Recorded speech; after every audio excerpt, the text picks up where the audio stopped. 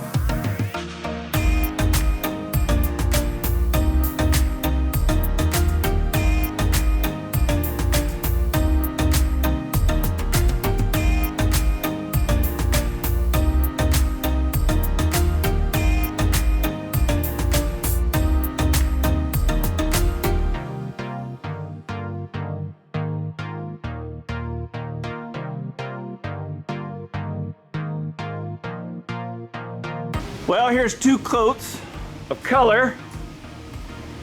It looks pretty good. We did quite a bit of spot sanding, fixing. Few sags. Couple of drips maybe. Under these shop lights, it does look a little purple. I'm afraid it looks a little purple.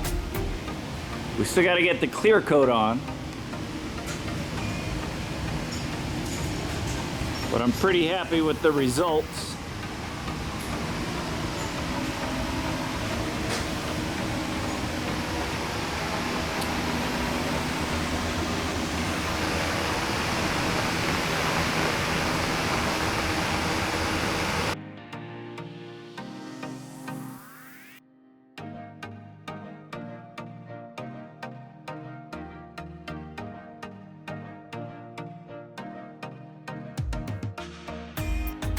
Well, here it is with 2 coats of clear.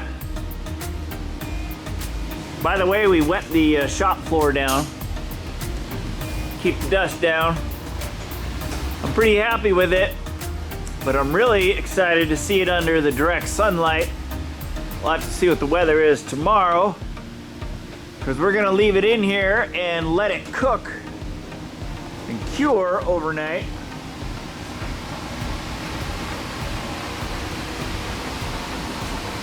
I did miss one little spot, which is just a little bit, missed a little bit of color just right there, because this thing was hanging upside down and it's very hard to get the gun underneath there.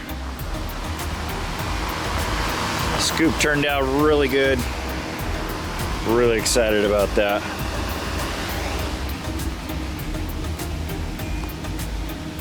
There she is. The next day. Wow. Look at that.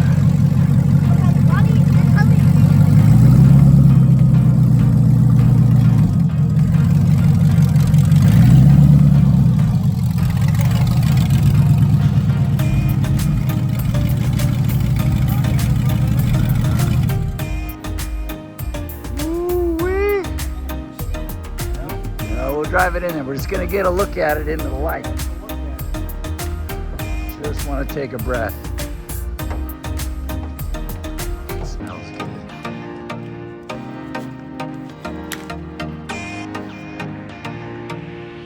Well, here it is in my garage underneath my Amazon LED shop lights. But this is the first time I've seen the sun on it coming through my window here, because it's been either shop lights or overcast. There's a little bit of purple in there that I don't like, but I'm holding out that it's gonna look really good once it's all in the light, but it has definitely brightened up a little bit. I couldn't help myself. I put the headlights on and I just had the hood gently set on there with the hood scoop, and I did the doors just finger tight, and I just set the trunk lid on there as well. I'm very happy with the way this turned out. I don't have the dash in. I'm about to put that back in. But for a little under $2,000, not too bad. There are definitely some blemishes. There's some sags. I don't think there's any runs. There's some runs underneath the hood here, and there's a couple of runs underneath the trunk. There's a little bit, it's not gonna show up, but just a little bit of a sag right there in the paint. I can certainly feel it. It's clear coat. Maybe I can sand and buff that out eventually. But I really like this blue. It's a little darker than what I had imagined, but I'm very pleased. This was, if you saw the last video or two, this was my sample from my buddy Andy's, and in the dark it's pretty darn close, although I don't think there's any flakes in this, metal flakes, sparklies in that. There is definitely some in the paint that I did. In the sun, definitely some flakes come through on the sample. Wow, yeah. But on the car, I don't know, a little bit of purple in there. We'll have to see. Get the white stripes on there eventually. That, you're seeing it with me. That's the first time with the sunshine on it. Yeah, it definitely pops. Hopefully it's not too purple. Tomorrow, we're supposed to have some sunshine, so I may back it out and get another shot with it, the car totally in the direct sun.